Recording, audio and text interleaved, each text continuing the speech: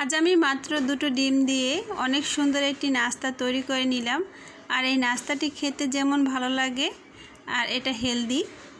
আসসালামু আলাইকুম সবাইকে, কেমন আছো সবাই তোমরা? আশা করছি সবাই ভালো আছো। নাস্তাটি তৈরি করার জন্য এখানে আমি দুটো ডিম নিয়েছি, তার সাথে একটি আলু নিয়েছি। আলুটাকে আমি সিদ্ধ করে নিয়েছি। এখন একটি গ্রেটার দিয়ে প্রথমে আমি ডিম দুটোকে গ্রেট করে নিব। বন্ধুরা, আজকের রেসিপিটি যদি তোমাদের কাছে ভালো লাগে তাহলে আমার ভিডিওতে একটি লাইক দিয়ে আমার চ্যানেলটি সাবস্ক্রাইব করে রেখো। ডিম এবং আলু আমি সম্পূর্ণটাই গ্রেট করে নিলাম। এবার একটি মিক্সিং বলের ভিতরে আমি গ্রেট করা ডিম আলুগুলোকে নিয়ে নিচ্ছি।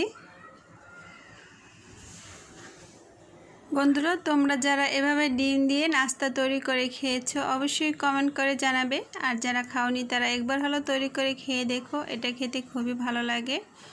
এখানে আমি দুটো পেঁয়াজ কুচি আর 4টা কাঁচামরিচ কুচি করে নিয়েছি।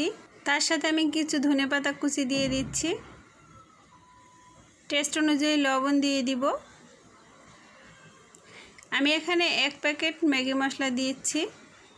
এতে ডিমের নাস্তাটি খেতে আরও বেশি ভালো লাগবে।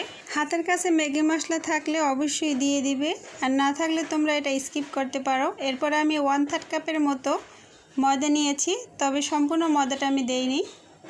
এখন আমি আলু আর ডিমের সাথে ময়দাটাকে মেখে নিব, তবে এখানে কোনো পানি অ্যাড করব না। আলু আর ডিমের সাথে ময়দাটা মেখে নিলেই খুব সুন্দর একটা ডো তৈরি হয়ে যাবে। এখানে পানি অ্যাড করলে ডোটা নরম হয়ে যাবে, তাই কোনো রকমের পানি অ্যাড করা যাবে না। আমি এখানে 3 টেবিল চামচের মতো রান্নার সাদা তেল নিয়েছি। তার ভিতরে 2 চা চামচ পরিমাণ কর্নফ্লাওয়ার দিয়ে দিচ্ছি।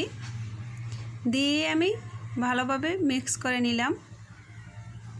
হাতের কাছে কর্নফ্লাওয়ার না থাকলে ময়দা দিলেও হবে, আর যদি কর্নফ্লাওয়ার থাকে তাহলে কর্নফ্লাওয়ার দিয়ে দিবে। এরপর আমি হাতে কিছু তেল লাগিয়ে সম্পূর্ণ নাস্তাগুলোকে বানিয়ে নিব।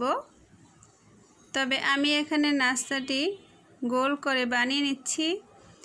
তোমরা তোমাদের ইচ্ছা অনুযায়ী যেভাবে ভালো লাগে ওইভাবে বানিয়ে নিতে পারো।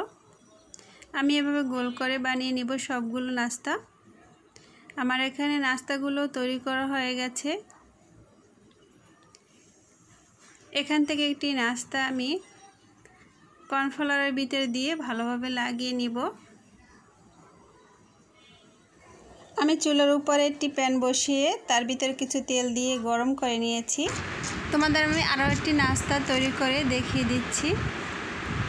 একইভাবে আমি সম্পূর্ণ নাস্তাগুলোকে তৈরি করে নিব, এরপরে ভেজে নিব। এ পর্যায়ে আমি চুলার আঁচটা মিডিয়ামের থেকে একটু কমিয়ে রেখেছি, তা না হলে এই নাস্তাগুলো পুড়ে যাবে। এভাবে উল্টিয়ে পাল্টিয়ে আমি নাস্তাগুলোকে ভেজে নিব। বন্ধুরা, আজকে ভিডিওটি তোমাদের কাছে কেমন লাগছে অবশ্যই কমেন্ট করে জানিও। আর লাইক সাবস্ক্রাইব করতে ভুলো না, আর ভিডিওটি শেয়ার দিয়ে দিও। ভিডিওটি সম্পূর্ণ দেখার জন্য অনেক অনেক ধন্যবাদ। আল্লাহ হাফেজ।